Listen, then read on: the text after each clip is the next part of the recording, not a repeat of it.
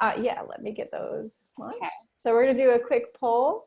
If you are calling in by a device that doesn't let you do that, you can just let us know by voice and I'll record it that way. So I'm about to launch it. You should see it pop up on your computer. Let me know if you do not. So what we got is 25% of folks have already finished a logic model or theory of change, and 75 have not, so that's great. And the second one is you've already begun working on a logic model or theory of change with your team. So 42% have said yes, and 58% have not yet. Excellent. That's really helpful. Thanks for completing that poll, everybody. Okay, so for some of you, this might be a review. For others, it might be something totally new. Either way, I hope that it'll be something that's useful for all of us. One piece of invitation, if this is something that you have expertise in, just because I'm presenting today, I'm not the only expert in the room. I want to honor all the voices that are here. So feel free to jump in at any time and share some of your experiences. At certain points during the webinar, I'm actually going to ask for some volunteers to maybe share a logic model. So if you have a logic model that's already completed that you want to share, at a certain point, I'll ask for some volunteers, maybe one or two people to just kind of really casually, really briefly name some pieces of their logic model. So if that's something that you might want to do and you can get your hands on yours, I welcome that. But as we go along, feel free to jump in either just by yelling out, raising your hand, whatever. April will help me watch that. And I want to be sure that everybody can jump in. So if I don't see you, you can just make sure you shout out so I can pause and let you jump in. Okay, so let's chat about logic models. So what is a logic model? First of all, and this moves when I don't want it to, the basic idea, if we wanted to take a metaphor for a logic model, it's our roadmap. When we start a project, most of us know what problem we're trying to sort out, what intervention we want to address. We know our goals, what we anticipate that this work that we're going to do is going to accomplish. But what's missing sometimes is that middle part. And whether you're doing a logic model or a theory of change or both, it's kind of a roadmap to help you get there. Now, we're going to focus on logic models today, but I'm also going to talk a little bit about theory of change, mainly so you know the difference between the two. So a logic model tells us how will you get there. It tells you that you've arrived. How do you know you've arrived? Where you want to arrive? It fills in those middle pieces for us. So a logic model is, here's some descriptions, a picture of your program or intervention. It's a graphic representation of the theory of action, what's invested, what's done, and what results are you hoping for. And it's also the core of your planning and evaluation. So the key piece in this is the work of a logic model is graphic. It's something that you can look at and see really quickly what you're putting into it, what activities you're doing, and what outcomes you're looking to get. Make sense? So the difference between a logic model and a theory of change. Now, a logic model came out of United Way in the 90s. That's the model most of us follow for logic models. And it describes exactly how change will happen or how we'll contribute to change. It's a way to visualize your theory of change. A theory of change is sometimes a little bigger. It describes why change will happen. A theory of change can function for an entire organization, where more often a logic model functions for a specific project or program. A logic model can be a little bit more granular than a theory of change. That said, in some sense, they can really be used interchangeably. They do different things. The words cannot be used interchangeably because they are different things. But you could choose to create either a theory of change or a logic model and get a similar result. You'll either do one or the other. Usually you don't normally need to do both. You could do both. That would be fine. Some people do a theory of change for an entire organization, and that's kind of more mission driven, and then particular logic models for programs. So here's an example that our colleague Ron Dwyer-Voss created. An example, an everyday, a family vacation. What would a logic model look like for that? So you think to yourself, okay, well, here's the outcome we want. Our goal is to have a good time, to have a memorable vacation. So then you turn around and you start with your input. So what do we have that what resources can we put into this? Well, we've got the people that we want to invite. They're going to need to show up to go on vacation. We have a budget. We're going to need to spend some money to buy food and gas. We have to have a car. We need camping equipment for this camping family vacation. So we have a list of what we invest. Now, maybe when we're creating this mythical family vacation, we think of what we already have and maybe what we need to borrow. Maybe we make a list of what we'd love to have. Maybe we want that really comfortable air mattress for our tent and we need to borrow that from a neighbor. We might have some of the stuff and we might make a list of stuff we need to get. So then that's our inputs. Then our outputs. Here are our activities, what we actually do. So we're going to drive to the state park. We're going to set up a camp. We're going to cook, laugh, talk, hike. If we're doing a more extensive logic model, we might also anticipate things that can get in the way. Susie is going to fight with her brother. And so here's what we're going to do to prevent that from happening. So we might anticipate some obstacles as well. And then ideally, it's going to lead us to the outcome. Family members learn about each other and they have a good time. So these are the results. Here's a scenario, a particular logic model from an organization that was working with inputs and outputs to have an outcome of helping participants in a program gain knowledge of financial practices and well-being. So the inputs are the program invests time and resources into a particular program. So you allocate staff hours, office space, office supplies. Then the outputs, the activity, are the variety of educational activities that are targeted to a particular group of people. Maybe you have different seminars, or maybe you do people's taxes and teach people how to do their taxes. And then the outcome would be that the participants gain knowledge, change practices, and have improved financial well-being. So a logic model fills in the gaps. We want to be careful to not say, okay, well, here's the problem and here's the outcome. But we want to map exactly how we're going to get from point A, from this problem, to remedying this problem without saying, okay, a miracle has to occur in the middle. For those of you who are not tuned in and able to see the screen, I have a little cartoon here with a scientist, a mathematician, that has one equation and then another, and in the middle it says, then a miracle occurs. So the idea is to be a little bit more explicit in between the two and use a logic model to fill in the gaps. So let me throw this out and ask for an example. For those of you who have already completed a logic model, do you want to share a little bit about how you created yours, or maybe some key pieces of yours? Any volunteers? We would love to be able to share ours. Great, go ahead. Can everyone see that? Yes, well, we can see that you've started screen sharing. There you go. Wonderful, thanks. Wonderful. You're so welcome. After you guys have a moment to read that, I can scroll down to the assumptions, or I can just do that right there. Is that better for everyone? How about that? Yeah, we can see that really well. Why don't you just kind of walk us through the process of creating it and kind of point out some different pieces of it for us? You like to? Yeah. We did this at the point that we were writing our proposal, actually. And we tend to do ours where we think about short-term, medium-term, and long-term outcomes. So we thought about basically what we wanted to do, kind of the backwards design process, and what do we want to get out of the grant. You know.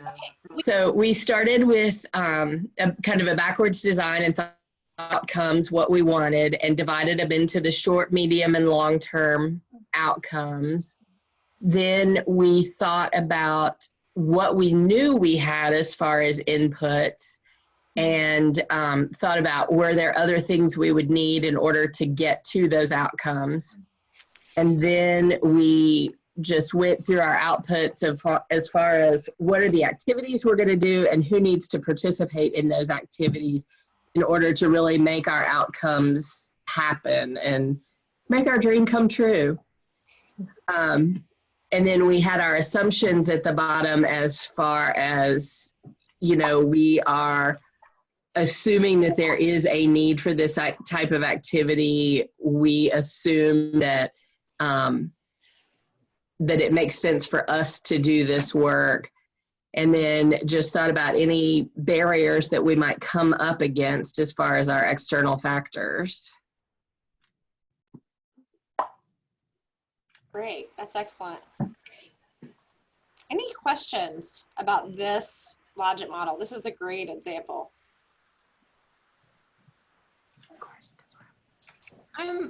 This is Marielle. I'm curious, as I was working on this exercise, I'm just curious how specific or, how smart we need to be with our outcomes for this exercise in terms of when looking at the individual short, medium, long-term outcomes. I know long-term often aren't very specific and measurable and all of that, but I was finding myself not wanting to make them very smart for this exercise, and I just wanted to know what IMLS is at with that in terms of.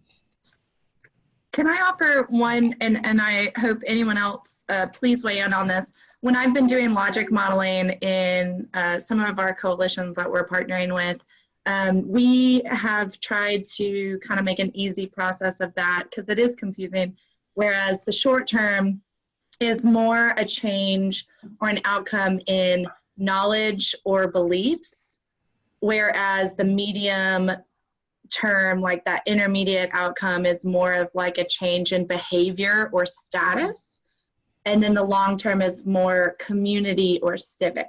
If anyone else would like to explain that differently, that really helped me understand where those went. Yeah, this is Robert from NPHM. Can you just say that again?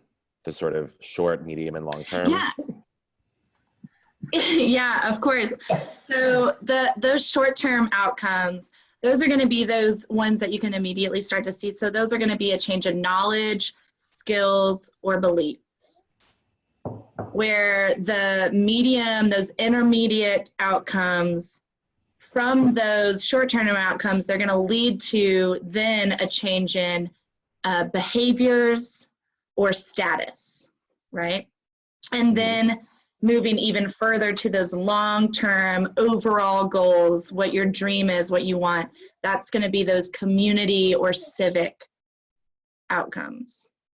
So it's really helping scope and what comes at what time and how they build on each other. Exactly. And that may not make sense for everyone. There may be a better way to explain it for others, but that really helped me. No, that's really helpful for me. And then for the group that's presenting their logic model, I guess I'm interested in, who are the stakeholders that help put this together? Can you remind me who your partners are, who your stakeholders are, and then who was in the room when you created this? Maybe a little bit about the process. Yeah. Sorry, yes, I will try to stop coughing long enough to talk about this. So we are the Tennessee Aquarium, and we are partnering with the Creative Discovery Museum, which is our children's museum in town.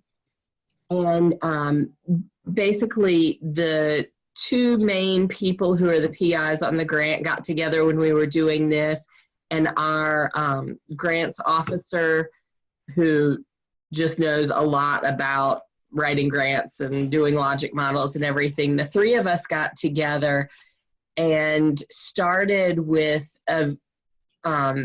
basically kind of Post-it notes of, if we do this project, what do we want to come away with? What's our goal? What would we like to see happen? And because we are who we are, we all did our own individual Post-it notes and then kind of compared. We basically said, this is one of the things that I put, and others were like, yeah, we agree with that, or no, I'm not sure that fits with what we're thinking. And we had that discussion. And then from there, we kind of sorted the things that we all agreed on into, well, this is something that could happen in the next year. This is something that would probably take a little longer. And this is something that is either more of a long shot or would take more partners, would take more people. And And so those went into our long-term outcomes.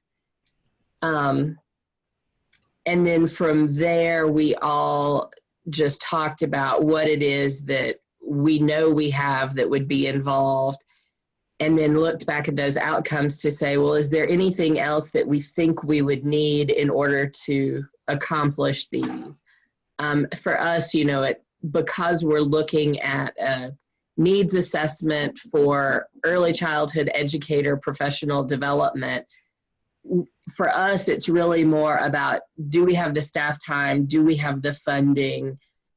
Do we have the knowledge to know what to ask? And do we have the people that we know we need to ask? Yeah, so Sarah threw in the connection. So that's where we've got the partnerships with the 2 museums as well as the city of Chattanooga. And we've been having learning conversations with lots of different people. So that's how we did it. And then as we really thought about, this is where we want to get, this is who will be involved in doing it, then we were really able to define more carefully, well, what activity is going to help us get there? So for example, obviously with the needs assessment, we needed to have a survey, but we also came up with this idea of the data walk as something, because we want to make sure that we're sharing what we learn and we're sharing information with the whole community. My daughter's a bit of a ham and wanted to be on camera. That's good. So that was really how we defined the activities. And then from there we went into, okay, who do we need to make sure is involved in all these different steps to make sure that we're thinking fully about, you know, we know that we want these different groups to be involved and we're not leaving anyone out. So that may have been more than you wanted to know, but that was our process. That's great. No, that was really helpful. I'm curious about the data walk, but I don't want to take up too much more time. But maybe we can get back to that later. That's actually fine, Robert. We can chat about that for a minute. So yeah. I'm interested to hear what this data walk is. I'm like Googling it quickly to see what the strategy looks There's like. a report written on it that I can share back with the group if anyone's interested in reading more about it. And that's kind of what we're using, as well as our own experience and knowledge through data-driven dialogue, focus group sessions. But the report that we have really focuses on these community data walks as a way of interacting with the community to get their feedback on your results that you're getting. So it tells more of the story. So instead of just data that you have that you're interpreting, you're presenting that data to the community of who took this survey, and you're giving them a chance to comment on what they're seeing that's important. What questions do they now have from the results that they're seeing? What inferences can be made? What observations can be made? And that leads you to maybe see that there's still some gaps that you might need to dive into further. Maybe there's some questions that still need some attention that you can focus in on with smaller, specific focus groups and conversations moving forward. And I just put the link in the chat to the page that has information about it. And if you go there, there's an overview, but there's also a black bar that has the full report, and you can download the PDF from that place. Okay, great. Thank you. We're a great tag team. Thanks so much, Brooke and Sarah. I'm grateful for the example. And so Sarah, if you will stop sharing, then I'll start sharing again. And I want to kind of, I'm going to move the presentation just a little bit around because I want to continue answering the question that Robert asked of Brooke and Sarah. And how do we do this in terms of who's involved? So let me go ahead and share now that I can.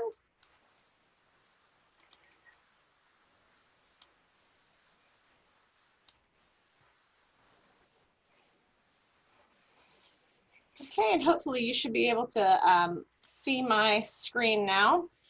So one of the things that I'm always nervous about when I read things about logic models, for instance, is there's often the language of starting with a problem. And when we do asset-based community development work, we really want to be careful to not ever start with a need or a problem. We, of course, hammered that in when we did our training together. John McKnight often says, why do you start with the need? You can't do anything with a need. Why start there? And so while our logic model certainly wants us to address a problem and provide an intervention for a problem, we want to be careful that we've done the community work first. So I want to talk for just a little bit about what it means to do a logic model with an asset-based approach. So our very first question, anytime we're doing anything and calling it asset-based, is asking the question of who's involved. Who's at the table when you're creating your logic model and your theory of change? Your neighbors, citizens should be present when you're naming inputs, activities, outputs, outcomes. So you want to find a way to make sure that your neighbors are at the table for that conversation and they're doing that work. The next piece that's always important is to think about, are we focusing on needs or assets? We never start with a need or a problem, but we do begin with assets. We want to avoid deficit thinking. We want to avoid problem language. So we don't want to contextualize, while a logic model requires that we have a good understanding of the problem we're trying to solve, we want to make sure we're not using deficit language, like at-risk youth, for instance. That's a big one. We want to avoid deficit thinking when we're articulating that problem. And we really want to look for abundance. And we want to remember to make the invisible visible. So when you're getting that list of inputs, for instance, you want to think about your neighbors. You want to think not just about the grant money and what that could provide, or what your budget or your library or museum could provide, but what are your neighbors already doing that you could list as an asset or an input in that category. We want to remember that people have gifts. Again, remember the gifts of your neighbor as resources for the work. When you consider activities, think beyond just services and ask what activities are already going on in the neighborhood that you can bring into this. When you think of outcomes and those short, medium, and long-term outcomes, you should also be asking yourself how this work of catalyzation will contribute to sustainability when the money runs out. You don't want to create a system of dependency where when the money is gone, the outcomes stop happening. So you want to think really sustainably and think, how can we use the money to leverage change in the community so we can get to those long-term outcomes? Because sometimes we're only getting to the short-term outcomes, or we're only able to measure activity because of the way we've designed our product and our project. And again, we want to avoid over-professionalization. These are some of the same pieces that I talked to you about when we were talking about evaluation. Some of the same when we were in Atlanta. Some of the same stuff is important. We want to remember that we can hire our neighbors and not just professionals. We want to consider where the money in our grant's going. Are we outsourcing care, or are we holding space for our neighbors to give care? And as we look across our logic model, are we doing something for someone that they can do for themselves? Are we creating dependency and creating a system that's unsustainable? Or are we holding space for neighbors to discover their gifts and share their gifts together? So let's do a little group work. April is gonna break us into random groups. You're not gonna be with your team members for this one, but you're just gonna be in groups of 3 or 4. And I want us to have a short discussion and ask yourself the question, as you think about the work that you've done already, whether you've completed a logic model already, or whether you're just now working on starting a logic model, who is at the table for that work? Who is not at the table and creating your logic model that needs to be present? And kind of reflecting on this little piece that we just did, how can you take a more asset-based approach in forming a logic model? I want you to list 1 or 2 specific actions. And so you're going to have that conversation with one another, and I'm going to give you all, let's say 7 minutes to have that conversation together once April breaks you into groups. Okay, so just a reminder, particularly for those who are on the phone and can't see the screen, the question you're asking when you go to your group is, who is not at the table and creating your logic model that needs to be present? And who is at the table and creating your logic model that needs to be present? And how can you take a more asset-based approach when you create your logic model? And I want you to name 1 or 2 specific actions that you can take back to your team as you do this work. Welcome back, everyone.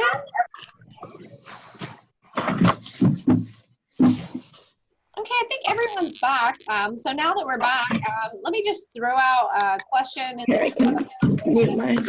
I'll mute the audio because I'll have to go. Okay, I think we're all back now. Now that we're back, does anyone want to share something that you discovered, maybe an aha moment from your chat with your colleagues? This is Rebecca from UVA. I think, you know, we kind of got a little off topic, and it was probably my fault. I think, you know, we ended up having a discussion about just some of the challenges of inviting your community into certain aspects of this work. In that, you know, trying to find that balance between just overtaxing your community partners who are doing this for $0 in their quote unquote spare time, right? And making sure that, you know, the value that you are getting from that time makes sense in comparison to what you're asking of them.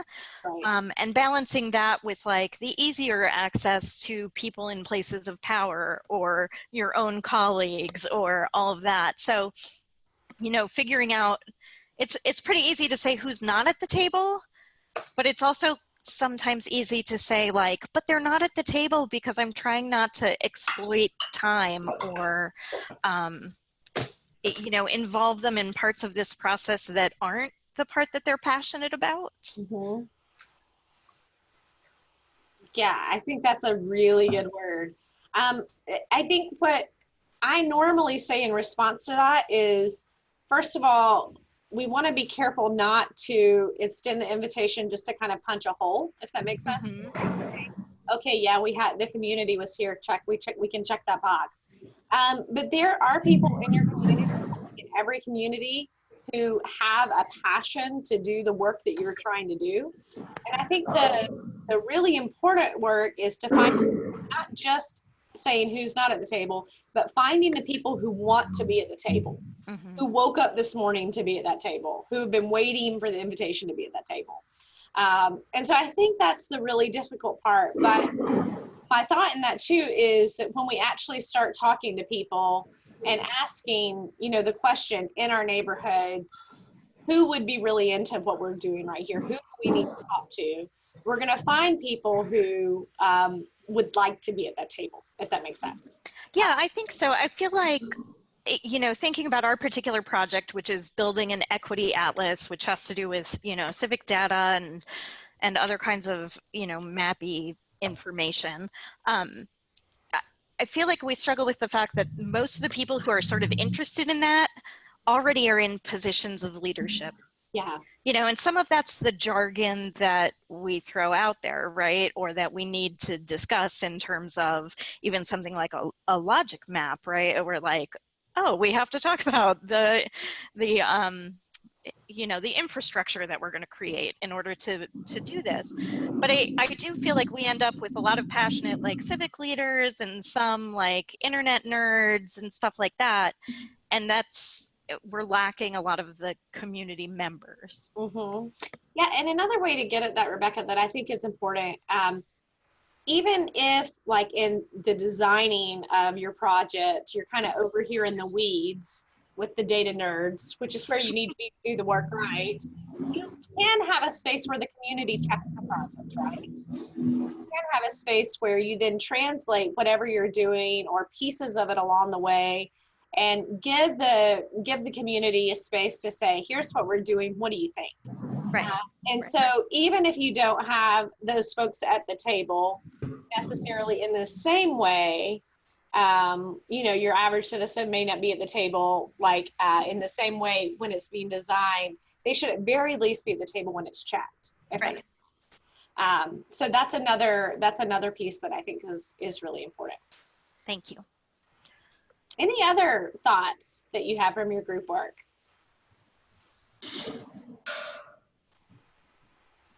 And I wanted to say, just to kind of further what Rebecca was saying, I think the work of teasing this out is a deeply important first step. So of course, what we don't do, and what I know that none of you are doing, is throwing your hands up and saying it's too hard to get community involved, we're not going to do it. I know from conversations with you all and from hearing from, you know, the folks who are working with you, I know that that's not the case. But this work of really teasing it out and asking ourselves the question of where can we continually extend the invitation for other folks to enter this, I think is the really important piece. And that's part of the work of doing this, that we always create some form of welcome, even though there's a particular kind of exclusivity that is whenever you gather a group, there are some people in the room and there are always not people in the room. But you're always asking yourself the question of who else we can invite into this process and how can we engage them in this process. And I think that's really important. All right, so let's jump back into this logic model a little bit more now that we've thought about our asset-based approach. So what does a logic model look like? We've seen a really great example from the Tennessee Aquarium today, and I'm grateful for that. But as we think about logic models, there's a lot of different ways that these can actually take shape. So one that you've seen, the template that we sent you before this webinar today, was input, outputs, outcomes. Those three different things. We're going to do these things and we want to get these short, medium, and long-term outcomes. That's one model. Another model is this planning triangle: aims, outcomes, activities. If you want to do a triangle shape, you can do it that way. Here again is your planned work, your intended results. This is really similar to the model, the template model that we sent you. For those of you who can see the screen, you put in your inputs, your activities, and then you think about your intended results, your outputs, outcome, and then your long-term impact. So all that to say, a logic model can take a lot of different shapes. What's really important is that it's a graphic display of boxes and arrows. It can be vertical or horizontal. It can be any shape, but it shows relationships and linkages. And so what we want to do is we want to create something that shows relationships and linkages between what we're putting into this, the activities that we're doing, and then what we hope to get out of it. Make sense? This can also be simple or complex in terms of the level of detail. Now, what are our steps in creating a logic model? When you get this slide, I think it's already been put in a folder for you. There's a little link at the bottom of this slide that I think is really helpful. It's a how-to guide for developing a logic model. And it names these 7 steps that I'm about to go through with you, but in far more detail. So our first step in making a logic model is to identify the problem or intervention you're addressing. Again, I mentioned this earlier. You want to make sure that you've done some community work, and so your understanding of the problem comes from the words of the community. You don't want to use that deficit language, but you do want to understand the problem you're trying to address in a way that also values the assets of the community that you're working in. The second step is to determine the key program inputs. So what can you bring to this using that backward design? You figured out what the problem you're trying to address is. You kind of know where you're trying to go with this. And then you kind of go backwards and say, what key program inputs can I put toward this?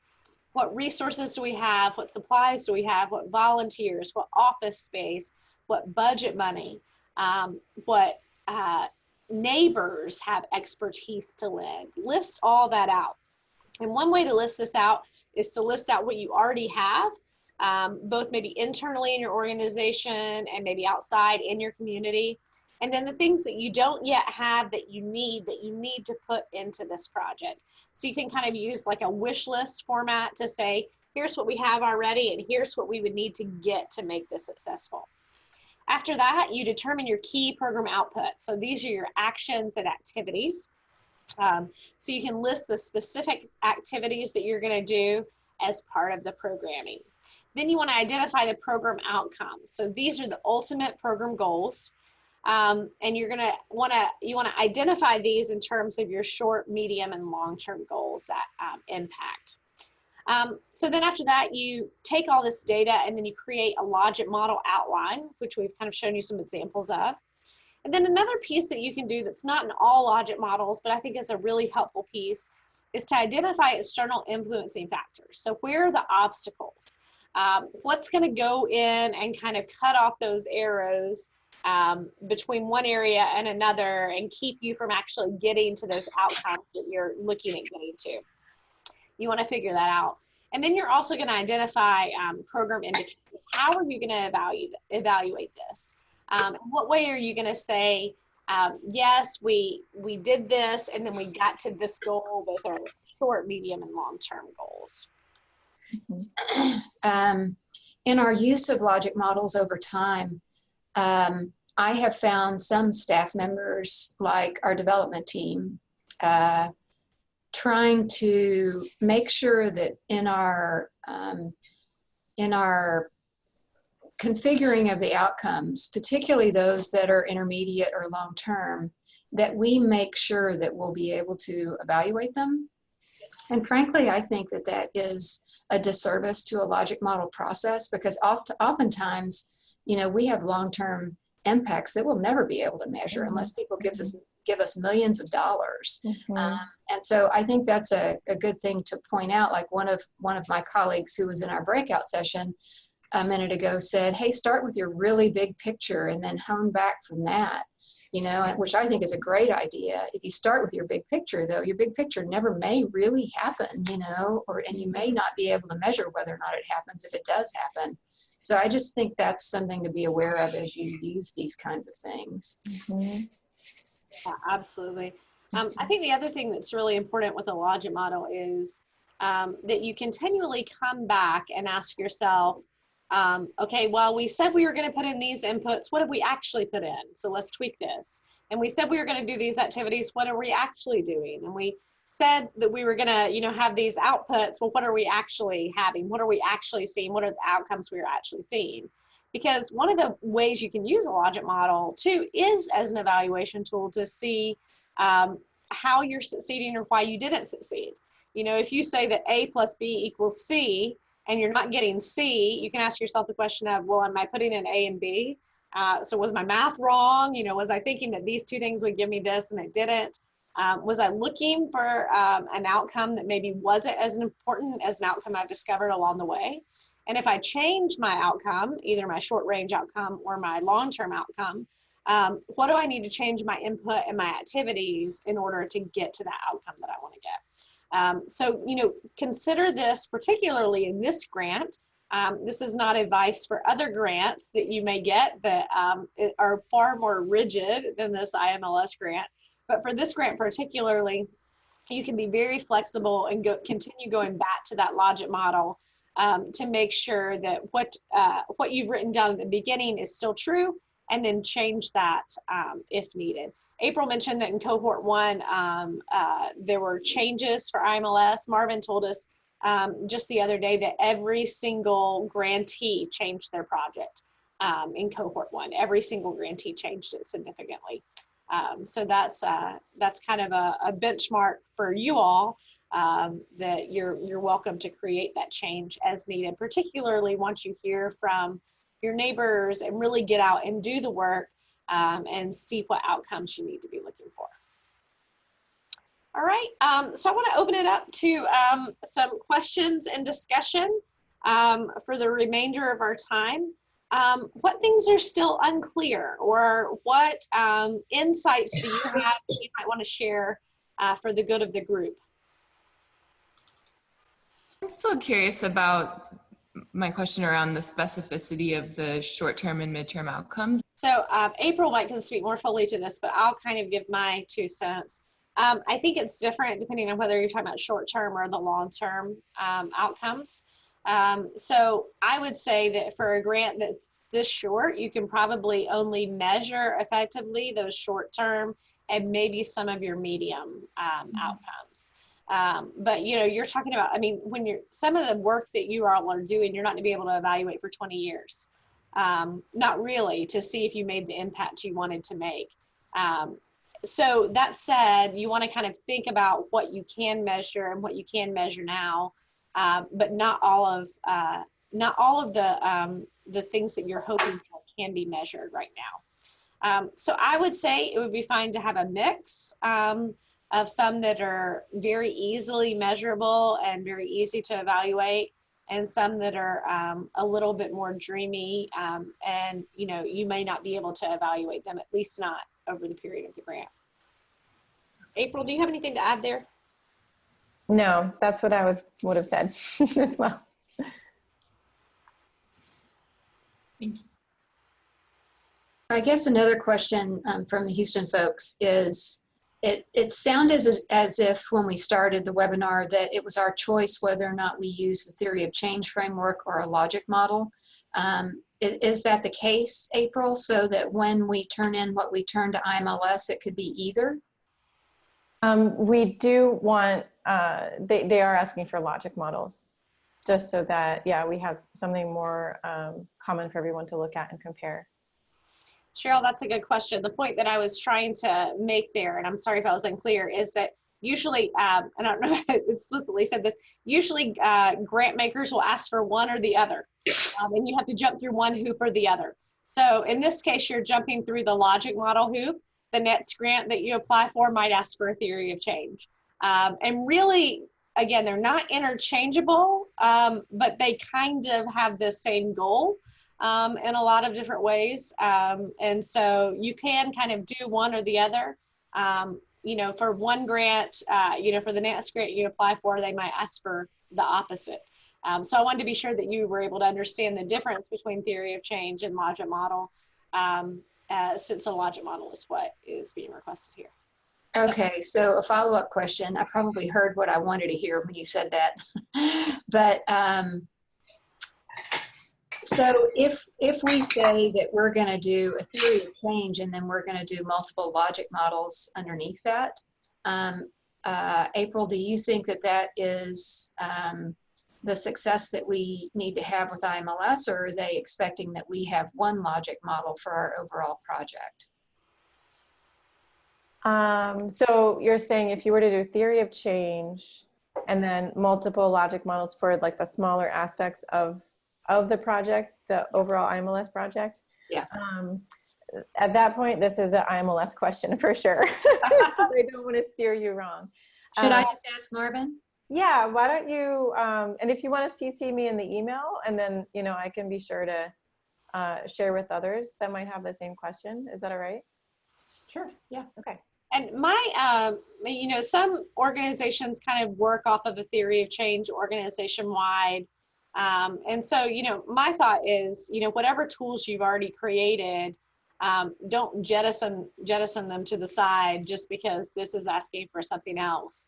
I think it's really important to kind of consider what you've already created. If you've created other logic models, other, theory of change models, to kind of keep those at the forefront and see how a new logic model that you create for this grant might resonate with what's already been created too. Mm-hmm. Mm-hmm.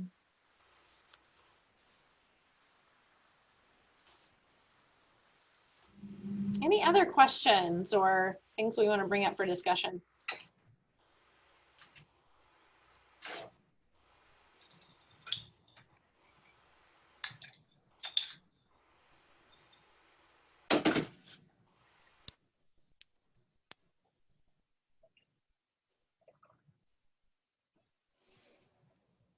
If not, we can go ahead and close. If you do want to jump in, please do jump in.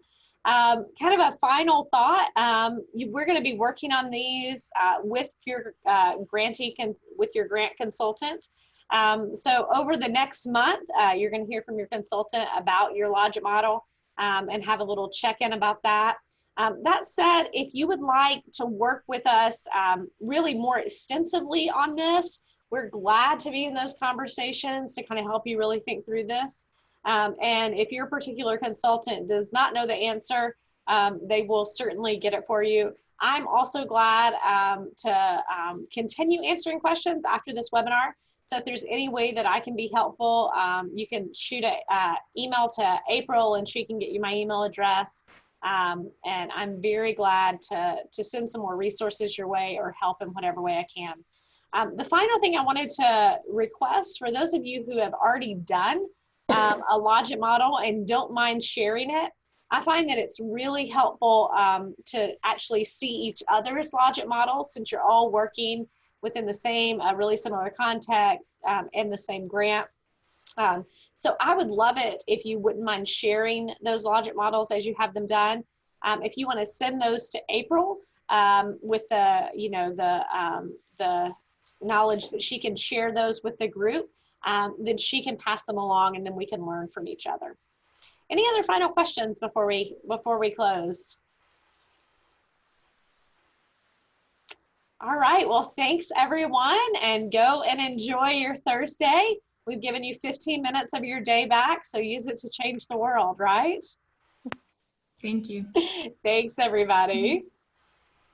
Thank you. Bye. Bye. Thanks. Bye.